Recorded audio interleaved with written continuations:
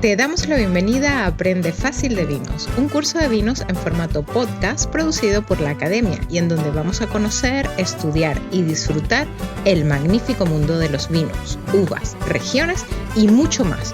Todo en 30 clases presentadas por tu anfitrión, Mariano Braga. Vinos de Argentina, a mi juego me han llamado y mis queridísimos bebedores cereales, antes de darles la bienvenida, quiero decirles que hoy me tengan paciencia porque en este episodio es probable que nos entretengamos, que seamos largos porque acá hay mucho para contar. Pero primero quiero darte la bienvenida al episodio número 20, a la clase número 20 de Aprende Fácil de Vinos, este curso en formato video podcast que desarrollamos en la Academia, en nuestra plataforma de educación virtual y en donde quien les habla aquí, Mariano Braga. Si no me conoces y este es tu primer acercamiento conmigo, te cuento que esta es la clase número 20, con lo cual ya tenemos 19 clases anteriores para aprender fácil de vinos y hoy vamos a hablar de los vinos argentinos dentro de este circuito de 30 clases a través de los cuales estamos descubriendo como a grandes rasgos el universo infinito, porque esto todos lo sabemos, que no nos lleva a ningún lado más que al disfrute, lo cual es mucho, del vino y de todas las variantes esas que nos abren. Entonces, como estamos recorriendo el nuevo mundo vitivinícola y la clase anterior hablamos de Estados Unidos y la próxima clase vamos a hablar de Chile, hoy vamos a hablar de Argentina. Y tengo acá mi mapa, no sé para qué tengo mi mapa porque ni lo voy a mirar al mapa, pero tengo tantas cosas para decir porque Argentina es, y también vale esta aclaración.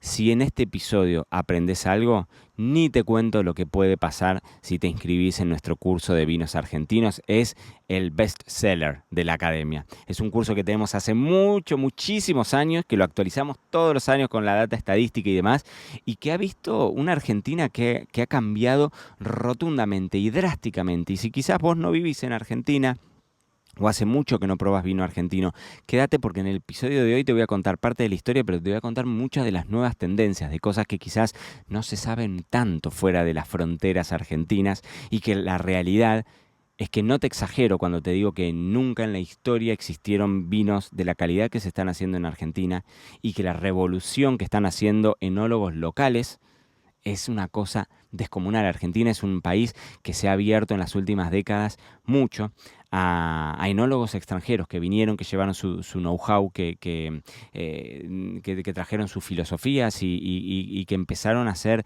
digamos, conocida la Argentina a nivel mundial, porque Argentina consume vino desde hace muchísimos años. Estamos hablando de cientos de años. Argentina estuvo fundada básicamente por italianos y españoles, y entonces eso hace que trajeran consigo toda la cultura del vino, y en la Argentina es muy usual que mi abuelo, por ejemplo, tenía su parra en su casa, y esa parra, esa viña, daba uvas con las que elaboraban vinos, y eso no es que era algo usual. Mi abuelo vivía en Buenos Aires, imagínense los que vivían en San Juan, los que vivían en Catamarca, los que vivían en Salta, los que vivían en Mendoza, en Río Negro. Eran provincias en donde todos y cada uno tenían algún vínculo con el vino.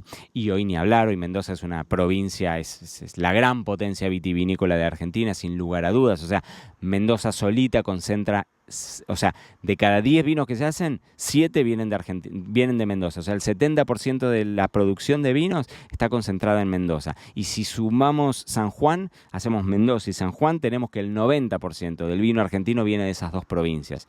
Y sin embargo, conocemos el torrontés de Salta, conocemos algunas cosas que se hacen en la costa bonaerense, en Chapadmalal, a muy pocos metros del mar argentino, conocemos algunas cosas que se hacen en Patagonia, en Río Negro o en San Patricio del Chañar, o hoy en Sarmiento, en Chubut, algunos vinos descomunales. De todo eso vamos a hablar en el episodio del podcast de hoy, porque hay mucho y porque Argentina en el último tiempo también ha abierto el juego a nuevas regiones.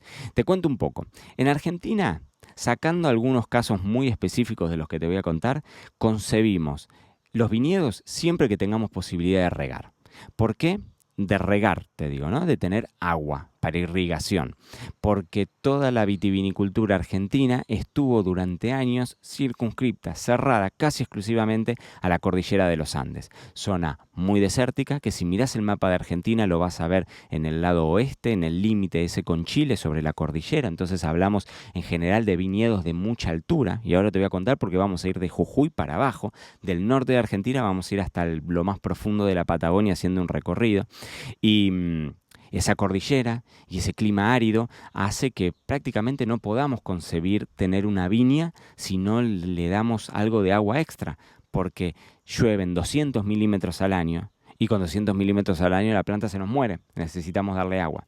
Entonces, siempre el agua fue un factor limitante. En Mendoza, durante muchos años, fue un factor limitante y hoy, sin duda, es un factor limitante. Y la apertura a nuevas regiones, como por ejemplo puede pasar con el Valle de Uco. Valle de Uco es una región que hoy está en boca de todos dentro de Mendoza, elaborando quizás los vinos más caros y mejor puntuados por la prensa internacional.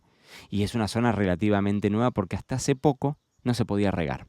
Y de hecho es una provincia, Mendoza, que no sé cuál es el porcentaje realmente de la provincia que está explotada a nivel productivo, porque en las otras zonas, aunque los suelos sean espectaculares, aunque el clima sea espectacular, si no tenés lluvia no podés pensar siquiera en tener una viña. Entonces hay muchas zonas que directamente no tienen viñedos, y de Mendoza sin duda, justamente porque no tienen el acceso al agua. Entonces vámonos al norte, nos vamos al norte, país enorme Argentina, enorme, enorme, enorme, extremadamente grande, y esto te da una diversidad que encontrás quizás en Estados Unidos, en Australia, no tantos países tienen tanta diversidad de climas, de suelos, de vientos, de pendientes, de climatologías, de microclimas, de valles.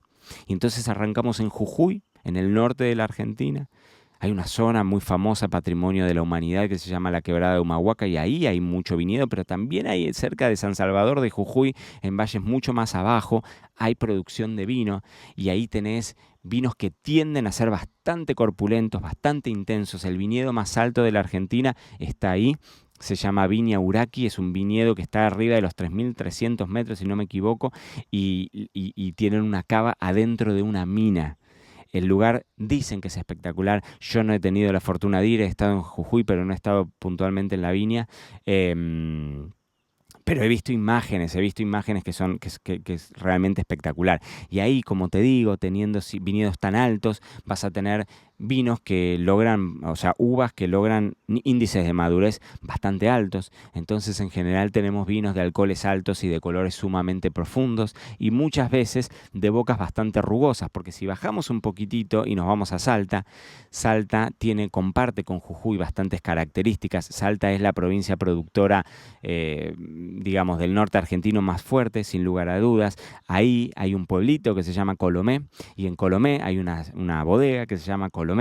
Un pueblito en realidad no es un paraje, son 2, 3 casas, un lugar hermoso si pueden ir de vacaciones. Colomé es la bodega en funcionamiento más antigua de la Argentina, hoy propiedad digamos, capitales suizos, de Donald Hess, que falleció hace un tiempo, y tienen unos vinos espectaculares, tremendo, la zona de Tacuil, de Molinos, es decir, Argentina es enorme, es gigantesca, y Salta puntualmente tiene una diversidad, una tradición, hay es hermoso. Si en algún momento pueden ir un poquitito más abajo, en Cafayate, que es obviamente el centro vitivinícola de la Argentina, sin lugar a dudas, en donde obligatoriamente tenés que sentarte en algún momento en la plaza central de Cafayate, pedirte unas empanadas y una damajuana de torrontés, puede ser el torrontés de Domingo Molina, y te tomás una damajuana de torrontés y nunca en tu vida vas a ser más feliz que eso, porque es lo mejor que le puede pasar a un viaje en Salta, en Cafayate. Es un pueblo hermoso. La gente, el salteño tiene una sonrisa que se le han tatuado cuando han nacido. Y es un lugar, yo tengo mi gran corazón puesto en Salta, porque es una experiencia de enoturismo que es una cosa increíble, es maravilloso. Se los digo y se me pone la piel de gallina de tantas cosas que uno recuerda de viajes y de enólogos y de bodegas, y ahora se están haciendo cosas inclusive en Salta, o sea, en todos los valles calchaquíes, ¿no? En Salta, Tucumán y Catamarca. En Tucumán también se están haciendo cosas muy interesantes, y en Catamarca, en la zona de Chañar Punco, un poquitito más arriba, en esa zona de Catamarca, que está hace poco tiempo. Catamarca no era una provincia que saliese a ser famosa en los medios. Tenía producción, sí, sin duda, pero no había muchas bodegas que elaborasen vinos. Había una en su momento, se llamaba Finca Don Diego, y me acuerdo que tenían un Syrah que elaboraban en barricas de castaño, pero después eso, digamos, era una provincia grande, con un montón de hectáreas, pero que no tenía mucha bodega que etiquetara y que dijese, sí, efectivamente acá este vino sale de Catamarca. Y hace un par de años, algunos productores más grandes y menos grandes como el Esteco o como Bad Brothers, que están haciendo cosas muy interesantes, Pancho Lava, que está haciendo cosas muy interesantes, en Catamarca con algunos viñedos viejos, con algunas viñas viejas, por ejemplo, de variedades de uva criolla, ¿no? Que es una familia muy grande y hoy muy en difusión dentro de Argentina, las uvas criollas, y ahí hay parrales súper antiguos que se hacen cosas que están súper bien. En criollas hablamos de rosadas, tintas y blancas, ¿no? Entonces es una familia sumamente grande, aunque uno a veces ve más, digamos, tintos, pero bueno, las criollas es una familia enorme. Y como te decía, Catamarca también, La Rioja, los valles de, bueno, ahí tenés Chilecito en La Rioja, Famatina, San Juan abajo, y te los pongo a todos Catamarca, San Juan y La Rioja porque comparten algunas similitudes. Son zonas calientes, son zonas en donde la vitivinicultura, por ejemplo, San Juan, yo te decía, tiene casi un 30%, un 20 y pico por ciento de la producción total de vinos de Argentina. Y sin embargo, la producción de etiquetas, o sea, los vinos que uno ve que dice este vino viene de San Juan, es relativamente chica.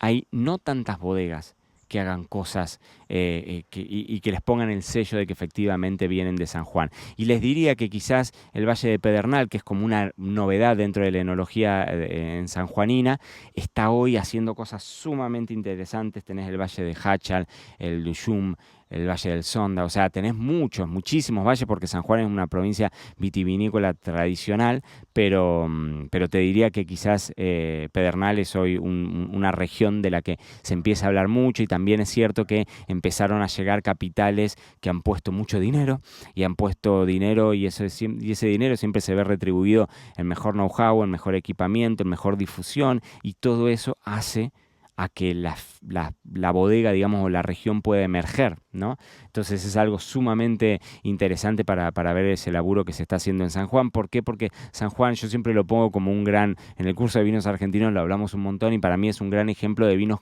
que tienen muy buenos vinos a precios no tan caros. Es decir, así como pasa con Salta y San Juan tienden a tener dentro de las gamas más bajas vinos espectaculares, y también tienen las gamas medias y altas también, pero en muchos casos los vinos más económicos terminan siendo competitivamente mucho más interesantes, por ejemplo, que vinos de provincias productoras nuevas como puede ser Neuquén, en donde no es tan usual encontrar vinos económicos, porque muchos de los proyectos que llegaron a Neuquén, por poner el ejemplo de Neuquén, terminaron llegando en los últimos años, ¿no? Después cruzamos, tenemos San Luis. Hay algo de producción en San Luis, hay algo de producción en Córdoba. Córdoba tiene una tradición muy fuerte en todas las variedades de uva, de uva como la Isabela, por ejemplo, en toda la zona de Colonia Carolla, pero hace un tiempo empezó a haber, no hace un tiempo porque la tradición es enorme, pero de bodegas que empiecen a pisar fuerte del otro lado de la montaña, en toda la zona de Calamuchita, o sea, de Calamuchita, Villa General Belgrano, Calamuchita y toda la zona de Tras la Sierra, después cruzando y ya ahí casi con el límite con San Luis, bien digo, en la zona de La Jarilla, Yacanto, San Javier, bueno, todos esos pueblitos preciosos, que también eso es hermoso para ir a hacer un poco de turismo, y ahí están empezando a elaborar cosas muy interesantes que los que saben dicen, los que conocen los suelos, los que dicen que el potencial que tiene Córdoba es sin lugar a dudas uno de los grandes joyas que todavía se está, digamos, conociendo en Córdoba, porque vuelvo a decirte lo que te contaba con el Valle de Pedernal. A veces lo que necesitas en estos lugares es que vayan grandes actores y lo pongan dentro del esquema. Es decir, tiene que ir una gran bodega, nos guste o no nos guste. Yo no estoy diciendo que esté bien o que esté mal, digo que es lo que termina siendo para la mayor parte de los consumidores que terminan informándose de vinos, termina llegando información si es que va de la mano de grandes bodegas que tengan o sus presupuestos de comunicación o que tengan este conocimiento para desarrollar con know-how, porque a veces tenés lugares que están espectaculares y que no están del todo explotados, porque quizás la persona que lo elabora o no sabe cómo elaborarlo o no se ha capacitado, y esto pesa, nos guste o no nos guste, pesa. El enólogo que ha tenido experiencia y se ha formado y se ha capacitado, así como en todos los órdenes de la vida, ese enólogo o esa bodega está un paso por encima del que no se ha capacitado. Eso es una realidad, porque uno aprende del otro, ¿no? Entonces, esto de pensarlo como estas zonas más chicas y demás, muchas veces el impulso viene cuando tienen detrás una gran bodega. Y me voy a cruzar hasta la otra parte de la provincia de Buenos Aires. Hoy hay vitivinicultura en Balcarce, está el famoso vino de la costa en Berisso, pero yo me quiero concentrar un poco más en esta elaboración que hay más en Sierra de la Ventana, hay algo por ahí un poquitito más en Médano, ¿no? Hay cerquita de Bahía Blanca, y ni hablar el proyecto que tiene Trapiche, que es una gran bodega que se llama Costa y Pampa y lo tienen en Chapadmalal, muy cerquita del mar argentino, casi los viñedos rozando los pies con el mar argentino, y ahí tenemos y ahí tenemos una presencia fuerte de variedades de uva blanca y interesantes los espumosos, Albarino, Chardonnay, Riesling. Ese tipo de variedades nuevamente zona un poco más fresca, zona con una marcada, digamos, influencia oceánica o estos vinos marítimos, ¿no? Entonces son vinos que tienen algunos rasgos salinos y alcoholes más bajos y ciclos, ¿no?, de maduración más cortos también. Hay viñedo en todos lados. Yo en mis últimos años, antes de venirme a vivir a España, viví 10 años en La Pampa, y en La Pampa tenés viñedos, ni hablar, bueno, tenés viñedos en Santa Rosa, pero tenés viñedos en el norte, tenés viñedos en General Hacha, y ni hablar si nos vamos en la parte sur de La Pampa, donde tenés todo el río Colorado, y en el río Colorado ahí sí tenés distintos spots, distintos focos, desde el Alto Valle del Río Colorado, en donde tenés Colonia 25 de Mayo y tenés Bodega del Desierto, que fue un ícono y que para mí hoy elabora los mejores vinos de la provincia, y después bajando en el río también tenés ahí la ciudad o el paraje turístico de Casa de Piedra, en donde ahí hay proyectos muy interesantes que han hecho grandes bodegas como Catena Zapata, comprado viñedos ahí, explotando y sacando vinos muy, muy, muy, muy interesantes. Y después un poco más abajo, donde está Gobernador Duval, y ahí también tenés algunas cosas interesantes, algunos blancos de Chardonnay, que en su momento en mi restaurante Pampa Roja, cuando teníamos en Argentina, teníamos cosas muy interesantes porque también la gente iba a buscar vinos pampeanos, así que ahí hay cosas que están súper bien. Y después de La Pampa nos vamos para Neuquén, porque Mendoza te la voy a dejar para el final porque es muy compleja, así que nos vamos para Neuquén. Neuquén es una provincia tradicionalmente dependiente de los hidrocarburos, ¿no? Del combustible, del gas, del petróleo, y en un momento dijeron, bueno, no, vamos a empezar a abrir el juego y vamos a diversificar en otro tipo de producción. Y empezaron a incentivar proyectos que quisieran poner frutales, dentro de los cuales el vino estuvo ahí, la viña estuvo ahí. Y en San Patricio del Chañar, en la ciudad de San Patricio del Chañar, ahí se han replicado grandes bodegas, como Bodega del Fin del Mundo, como Malma, NQN, eran bodegas... Son bodegas bastante grandes y, como te digo, no hay tanto, pero bien puestas en la alta gama. Y si nos cruzamos para el Río Negro, ahí sí tenemos el Río Negro, el Alto Valle del Río Negro, tenemos grandes exponentes como Chacra, como Noemía, como grandísimos exponentes del vino argentino y de los mejores vinos de Latinoamérica y de los mejores vinos del mundo, que son espectaculares. Tenés algunos pioneros como Humberto Canale, ¿no? Y ahí tenés viñedos muy antiguos de Riesling, de Pinot Noir.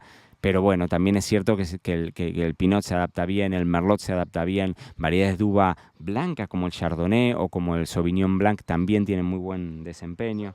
Si nos vamos un poquitito más abajo, tenemos Chubut, bien digo. Chubut muy abajo, tenemos Sarmiento, tenemos Bodega Otronia, que hoy es un ícono de la enología en la Argentina, es una bodega nueva, pero que ha hecho unas cosas muy interesantes en el límite exacto en donde ya uno piensa que no podés tener más vitivinicultura y sin embargo lo tenés. Y zona quizás ya con un poco más de tradición dentro de Chubut, toda la zona del Valle de Trevelin, en donde tenés ahí bodegas también como Viñas del Nantifol, tenés algunas bodegas que hacen cosas muy interesantes y además ahí hay un turismo muy lindo. Te decía, Viñas del Nantifol está al lado de los campos de tulipanes, esos que uno ve cuando pones en Google Patagonia y te aparecen esos campos de tulipanes maravillosos. Bueno, ahí hay viñedos también, ¿no?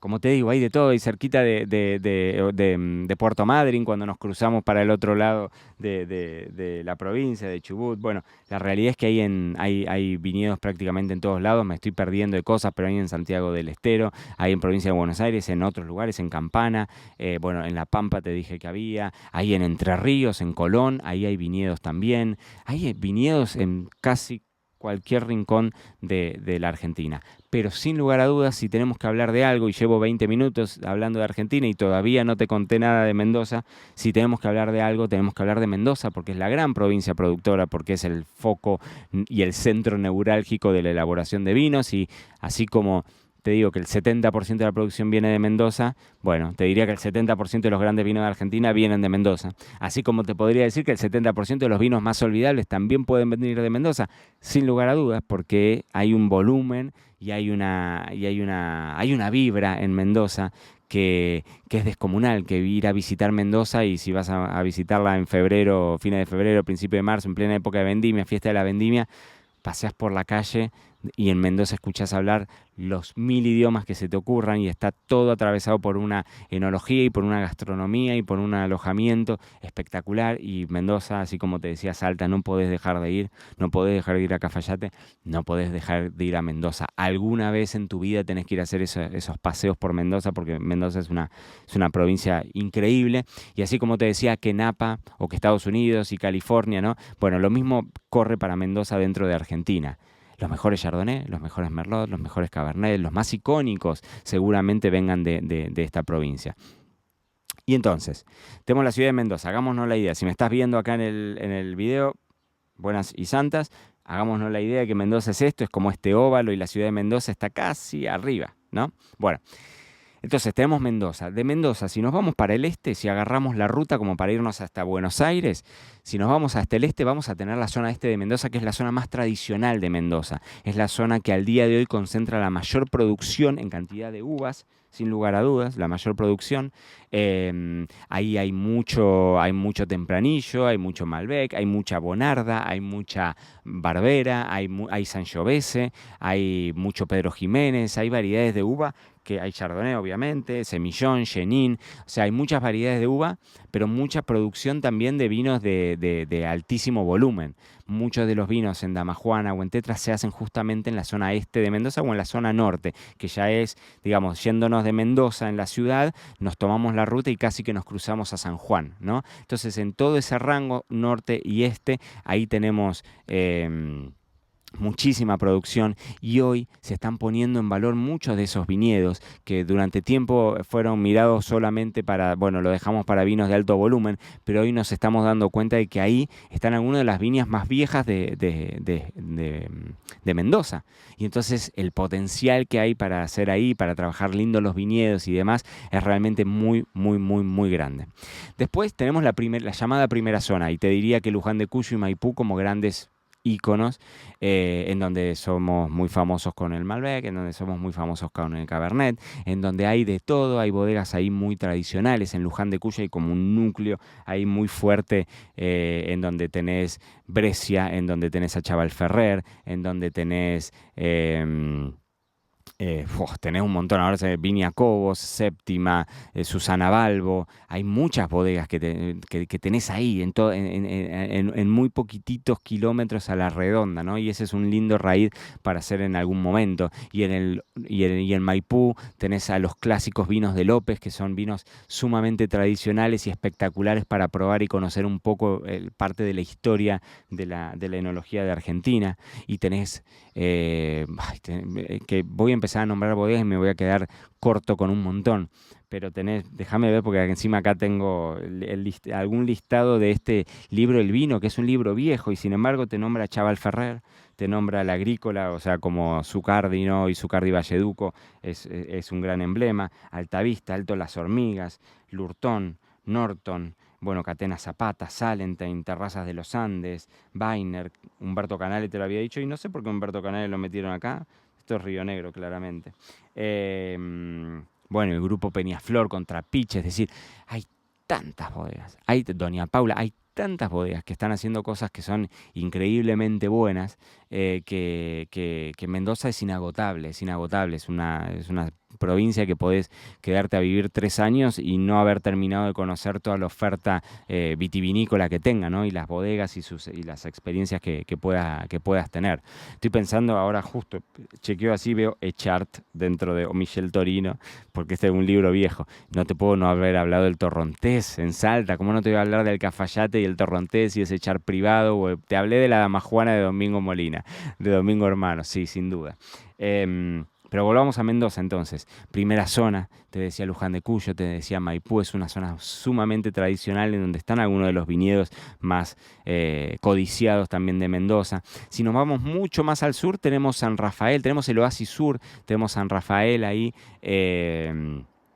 Y Alvear, San Rafael y Alvear, no me salía Alvear, y Alvear, y ahí tenemos mucho vino, tenemos algunas champañeras antiguas, tenemos mucho del vino, ahí nuevamente pasa algo parecido a lo que pasa en el este o en el norte de Mendoza, ¿no? Mucha bodega tradicional,